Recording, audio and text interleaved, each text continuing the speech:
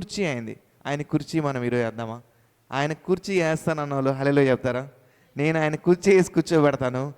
నా కుర్చీ స్తుతి అనే కుర్చీ.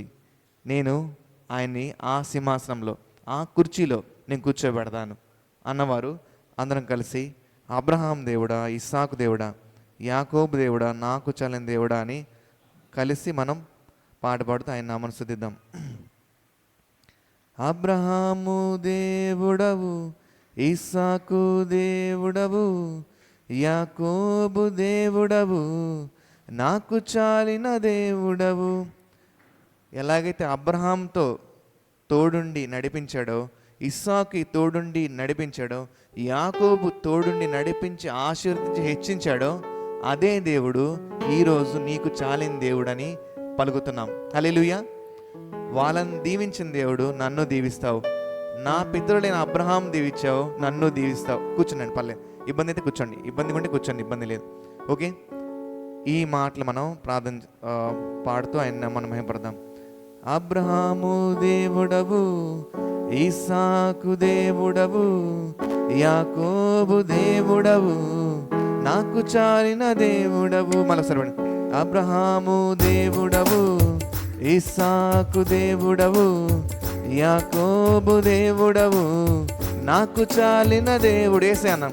ఏసయ్యా చేతులు పడితే ఏసయ్యా, నా ఏసయ్యా, ఏసయ్యా, నా ఏసయ్యా, ఏసయ్యా, నా ఏసయ్యా, ఏసయ్యా, నా ఏసయ్యా, ఏసయ్యా, నా ఏసయ్యా. మళ్ళీ చేద్దాం. అబ్రహాము దేవుడవు, ఇస్సాకు దేవుడవు, యాకోబు దేవుడవు, నాకు చాలిన దేవుడవు. అబ్రహాము దేవుడవు, ఇస్సాకు దేవుడవు, యాకోబు దేవుడవు, నాకు చాలిన దేవుడవు. యేసయ్యా, నా యేసయ్యా, యేసయ్యా, నా యేసయ్యా, యేసయ్యా, నా యేసయ్యా, యేసయ్యా, నా యేసయ్యా. అబ్రహాం విశ్వాసంతో తన స్వదేశము విడిచాడు, పునాదులు గల పట్టణముకై వేచి జీవించను. అబ్రహాముకు చాలిన దేవుడు నీవేనయ్యా అని కలిసి పడదామండి. అబ్రహాము విశ్వాసముతో స్వదేశం విడిచెను, పునాదులు గల పట్టణముకై వేచి జీవించెను. ఒక నిమిషం. అబ్రహాము దేవుడు పిలిచినప్పుడు ఎక్కడికి వెళ్తున్నావయ్యా అని లగేజ్ ప్యాక్ చేసుకున్నాడు. సపోజ్ ఇది అబ్రహాం బ్యాగ్ అనుకుంటే, పలానా వాళ్ళు ఊరు వెళ్తుంటే ఏ ఊరు వెళ్తున్నావంటే చెప్పాలి, అవునా కాదా? నేను బ్యాగ్ సర్దుకొని రేపు ఎక్కడికైనా వెళ్ళాలంటే మా ఇంట్లో నన్ను అడిగితే నేను చెప్పాలా వద్దా? ఎక్కడికి వెళ్తున్నావు అంటే ఎక్కడికొక్కడికి చెప్పాలి. చెప్పకపోతే ఏమంటారు? ఒకటి నాకు పిచ్చన్న అనుకుంటారు, లేదు ఇంట్లో వాళ్ళకి తెలియకుండా ఏదో చేస్తున్నామని అనుకుంటారు. అది అర్థమవుతుందండి, నేనేం చెప్పేది అర్థమవుతుందా? అబ్రహాము విశ్వాసంతో బయలుదేరాడు, అది నేను ఇక్కడ చెప్పాలనుకున్నాను. దేవుడు మనకి ఏదైనా చెప్పినప్పుడు విధేయత చూపిస్తున్నామా? విశ్వాసం ఉందంటున్నాం, విధేయతతో లేని విశ్వాసం కాదు. హల్లెలూయా. ఎంతమందికి అర్థమవుతుంది ఏం చెప్తున్నాను? ఈరోజు మనం విశ్వాసులం అని చెప్తున్నాం. ఒక్క నిమిషం. ఈరోజు మనం విశ్వాసులం అంటున్నాము, దేవుడు నమ్మిన ప్రతి ఒక్కరు విశ్వాసులే.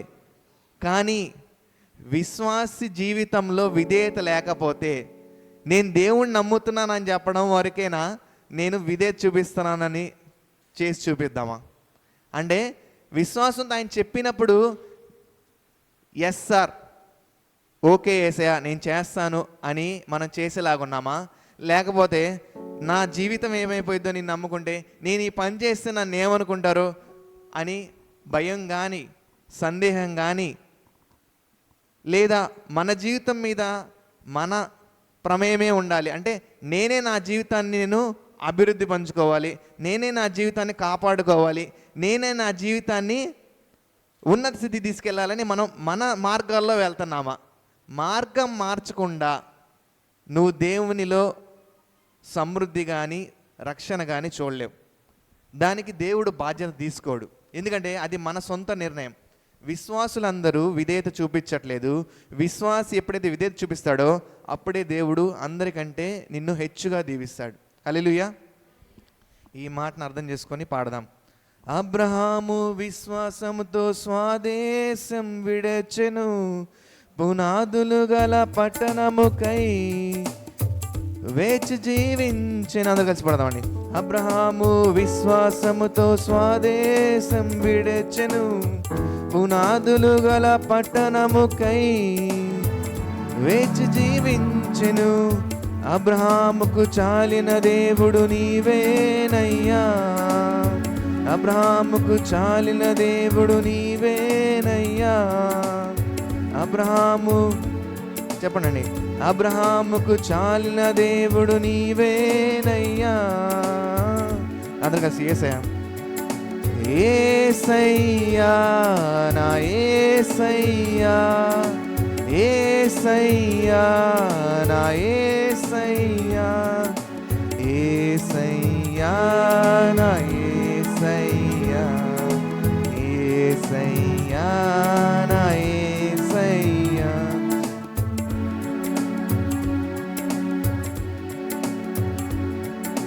యేసయ్యా నా యేసయ్యా, యేసయ్యా నా యేసయ్యా, యేసయ్యా నా యేసయ్యా.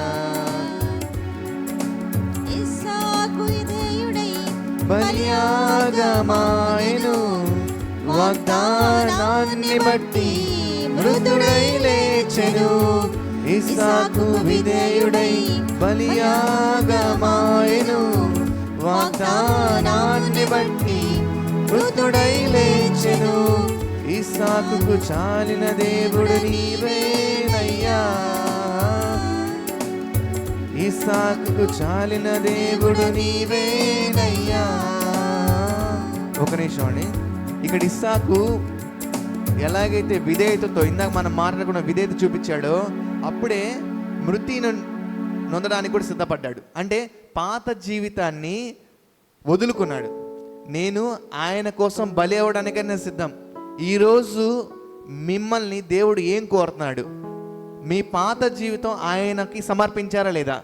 ఇంకా ఆయనలో మనము సమర్పణ జీవితం, విధేయత జీవితం లేకపోతే మనము ఈ లోకంలో మృతి నొందినప్పుడు తిరిగి లేపబడం దేవునితో పాటు. అర్థమవుతుందండి? మనం మృతి నొందిన అనుభవంలోకి రావాలి. దీన్ని బట్టి మనకు అర్థమవుతుంది. ఇస్సాకు మృతి నొందిన అనుభవంలోకి వెళ్ళాడు. నేను చనిపోతున్నాను, నేను విధేయత చూపిస్తున్నాను. ఇంకా చెప్పాలంటే ఇస్సాకుకి తిరిగి లేపుతానన్న నిరీక్షణే లేదు. ఇస్సాకుకి యేసయ్య ఎవరో తెలియదు. ఇస్సాకు కోసం యేసయ్య భూమి పునాదులకు ముందే ఆయన రక్తం చిందించాడన్న విషయమే తెలియకుండా విధేయత చూపించాడు. ఆయన ఎంత గొప్పవాడు. హల్లెలూయా. నీకు నాకు ఈరోజు యేసయ్య చనిపోయాడని తెలుసు, యేసయ్య నీ పాపాల కోసం వచ్చాడని తెలుసు, నీకు బదులుగా సిలువ మీద మరణించాడని తెలుసు. ఇంకా విధేయత చూపించని మనస్తత్వం, ఇంకా విధేయత చూపించని రోజుల్లో మనం ఈరోజు చూస్తూ ఉన్నాం. ఎంతమంది విధేయత చూపించారు? ఎంతమంది మృతి నొందిన అనుభవంలోకి వచ్చారు? అంటే పాత జీవితం ఇక నేను జీవించుచున్న నేను కాదు, నాలో ఉన్న క్రీస్తే అని ఎంతమంది చెప్పగలుగుతున్నారు? అదే ఇస్సాకు, నాకు యేసయ్య ఎవరో తెలీదు, నా కోసం మరణించడం సంగతి తెలీదు, కానీ తండ్రి అయిన అబ్రహాము మాట విని, నా తండ్రి అయిన అబ్రహాము దేవుడు గొప్పవాడు, ఆయన సృష్టికర్త అని ఆయన నమ్మి విధేయత చూపించాడు. అబ్రహాము ఆయన తండ్రి మార్గం నడవడానికి. ఈరోజు నీ దైవిక తండ్రి మార్గంలో ఎంతమంది నడుస్తున్నారు?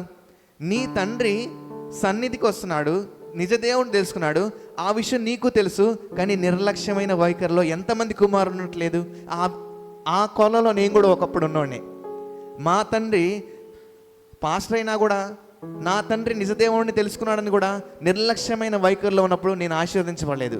ఎప్పుడైతే నా తండ్రి నిజదేవుడిని తెలుసుకున్నాడు, ఆయన నమ్మిన దేవుడు గొప్పవాడు, నేను ఆయన రక్షణలో ఉండాలని నేను తెలుసుకున్నప్పుడు నా జీవితం మారుతూ వచ్చింది. ఎలాగైతే ఇస్సాకు విధేయత చూపించాడో అలా నేను కూడా విధేయత చూపించినప్పుడు నా జీవితం మళ్ళీ మృతి నొందిన జీవంలోకి తీసుకొని వస్తున్నాడు దేవుడు.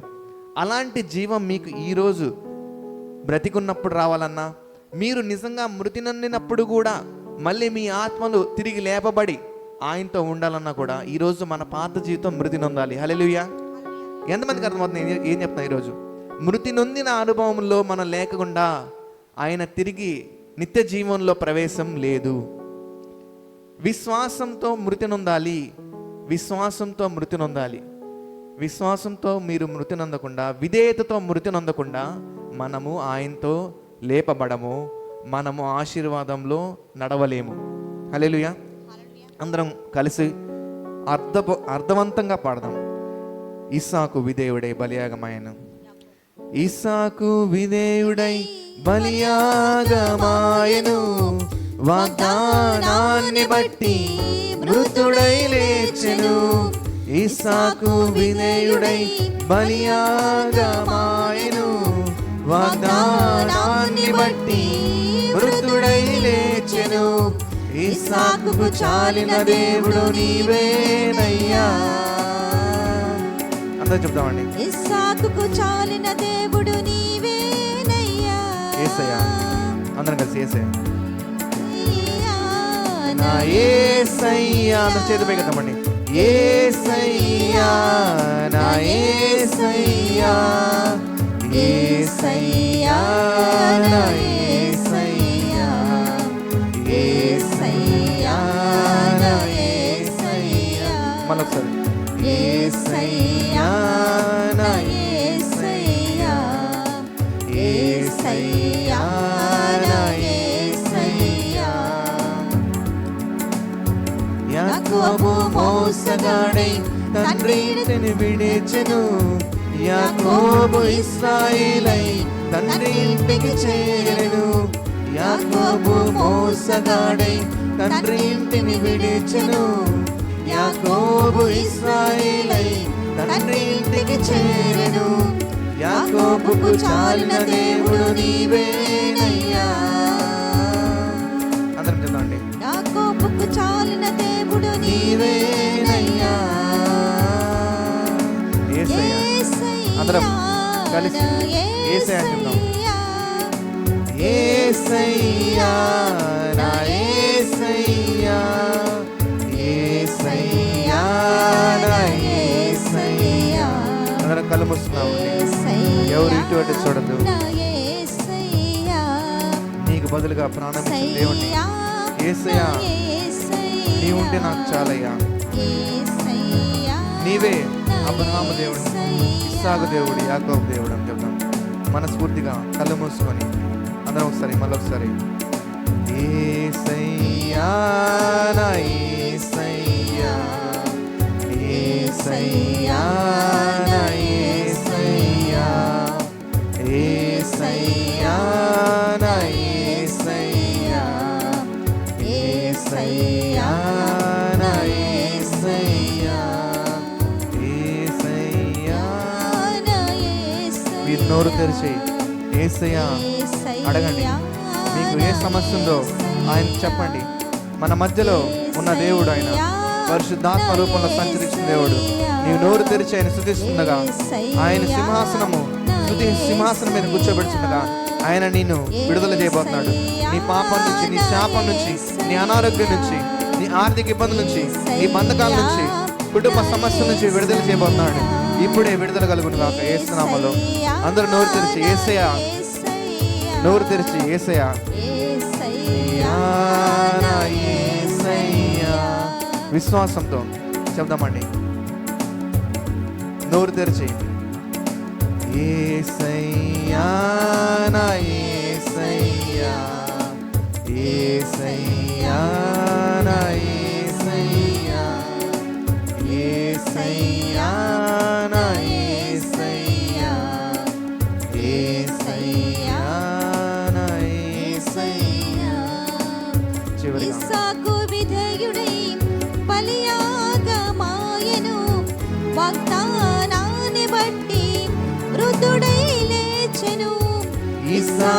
విధేయుడై బలియాగమాయెను. వాగ్దానాన్ని బట్టి వృద్ధుడై లేచెను. ఇస్సాకుకు చాలిన దేవుడు నీవేనయ్యా. అబ్రాహాము ఇస్సాకుకు చాలిన దేవుడు నీవేనయ్యా.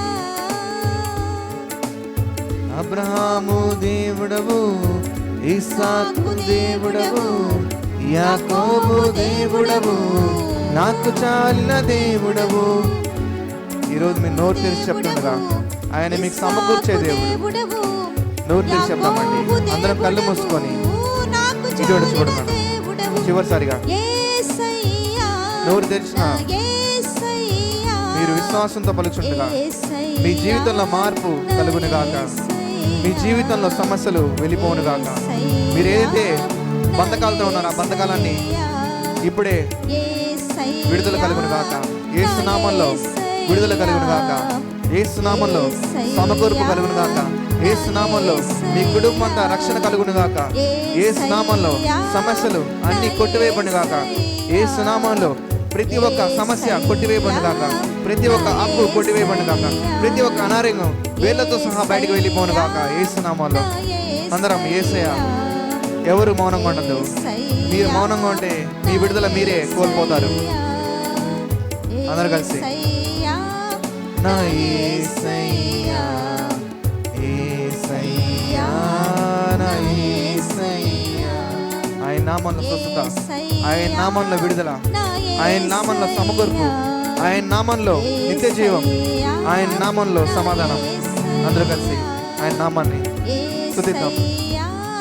నా యేసయ్యా, యేసయ్యా, నా యేసయ్యా, యేసయ్యా. చివరిసారిగా నా యేసయ్యా, యేసయ్యా, నా యేసయ్యా, నా యేసయ్యా. హల్లెలూయా. హల్లెలూయా. సంతోషంగా చప్పట్లు కొడదామా? దేవుడు నాకు మహిమ కలుగును గాక. అందరం కూర్చుందామండి. దేవుడు మనల్ని వాక్యం నడిపించినగా అందరం మనం ఆ శక్తితో దేవుడు నాతో మాట్లాడు అని అడుగుదాం.